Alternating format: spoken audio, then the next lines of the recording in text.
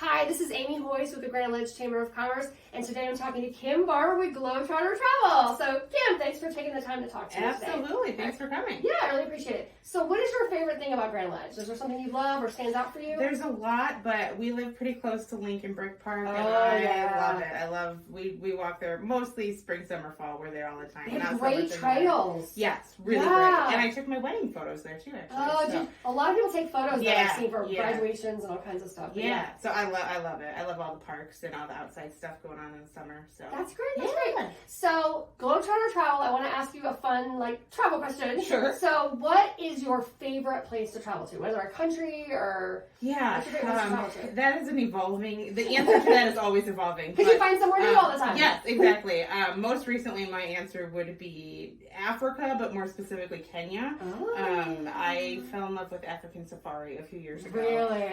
So just the beauty of seeing all the animals out there? Yes, it's just unlike anywhere else in the whole world. Really? It's just amazing. So I went to Africa for the first time in 2019, and I've been back 4 more times since then. So, are you serious? Yeah.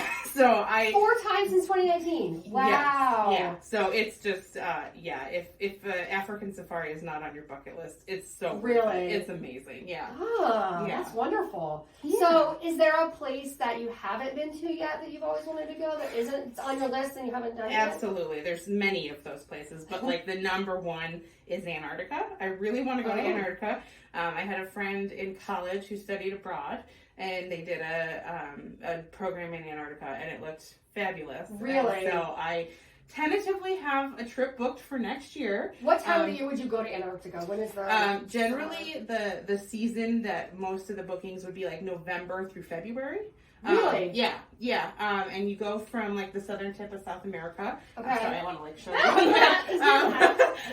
you. So you go from South America, or you can go from New Zealand too. But so usually November, January, February. And it's not. Is it daylight? When is that Oh, that's a question. Because I know in Alaska, there's certain states and stuff where it's light for 20 hours of the day, and then there's also just in my mind I'm thinking it's gonna be really really cold then, but I guess it's always cold there. So yes, I think so. But my friend who went in college, I remember pictures of them all outside in their t-shirts. So I think the warm time maybe. Yeah, I think it can be cold, but certainly global warming is probably not helping things. And, and so I think a lot of the tour companies that I book that go to Antarctica, they provide you with parkas and all your winter gear, so you don't really have to fly to the bottom of South America with all that stuff. So that's nice. Oh, that's a good point.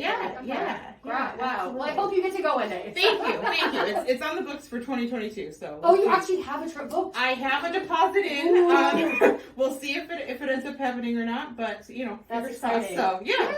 All right, so tell us kind of what's going on with the world opening back up, countries opening back up, what's going on with that right now? Yes, I am seeing a lot. Domestic travel has been picking back up kind of slowly. And so I'm booking a lot of Hawaii, a lot of domestic travel, and then slowly international travel, the closer to home destinations. Mexico and the Caribbean really have implemented good policies and procedures for COVID. So Mexico, and the Caribbean, a lot of the resorts have on-site testing right there. I was actually there last month and had a test to come home, and it was easy and seamless, and I won't say it was painless, but it was a pretty smooth process. And then, just over the last couple of days, there's been more and more announcements coming out. I just saw that Iceland is opening up for vaccinated travelers this summer. Really? So if you are... I've been to Iceland. You have? Okay, I went to talk about that. Yeah. So if you're fully vaccinated, you can go to Iceland as early as this summer. And I think more countries will be making those announcements in the coming weeks. The cruise industry is still kind of back and forth. Yeah. But I think that more and more countries will be making those announcements. Well, and it sounds to me like, Kim, that once a country has it figured out as far as how they can deal with this or how they deal with people coming in or leaving, that's when they're willing to open up, which makes total sense. Absolutely, yes. Yeah. And so I think that, I think eventually it's going to be, either a vaccination or a test. But one way or another, I think that hopefully, with Iceland making the announcement, the rest of Europe might follow suit shortly. That's good. And we'll be able to start seeing more of those international destinations. Well, and more places we can escape in the winter, the Michigan winters. So. Right, exactly. There's a lot I want to do. So, I really appreciate you taking the time to talk to me. Thanks for coming out. Yeah. Well, thanks for watching Gabbin on the